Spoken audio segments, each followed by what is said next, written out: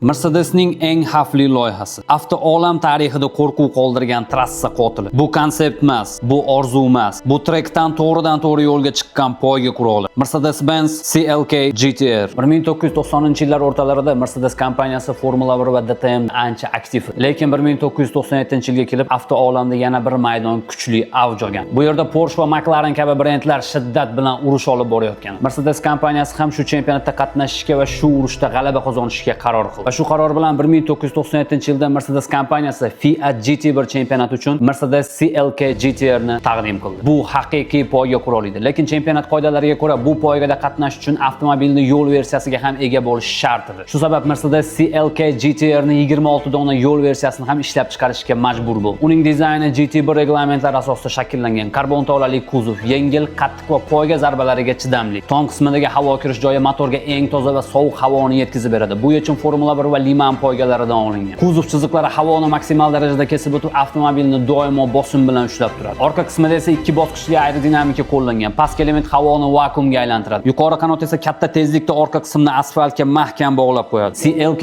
GTR da 609 litrli atmosferali V12 motor. U 600 tadan ko'p ot kuchi ishlab chiqaradi va yuqori oborotlarda ham kuchini aslo yo'qotmaydi. Maksimal tezligi 344 km/s, 0 dan 100 gacha esa 308 sekund. Bu o'sha davr uchun haqiqiy raketa edi. Motor o'rtada joylashgan bo'lib, bu kuzov og'irligini ideal taqsimlaydi. 1997-yil Fiat GT1 Championshipda Mercedes Porsche 911 GT1 va McLaren F1 GTR'larni ochiq ustunlik bilan ortda qoldirib, konstruktorlar va pilotlar chempionligini qo'lga kiritdi. 1998-yil CLK LM versiyasi bilan maydonga chiqib, Porsche'ning GT1 dasturini sindirdi va GT1 sinfining eng xavfli avtomobiliga aylandi. 1999-yilgi chempionatda ham Mercedes g'alabaga erishib, barcha raqiblarini maydondan yo'q qildi. Shundan keyin esa GT1 sinfi yopildi va Mercedesning bu g'alabasi GT1 klassining eng oxirgi sahifasiga aylandi. Tachkani yomoni bo'lmaydi akalarim. Mercedes fanatlariga yuborib qo'ying.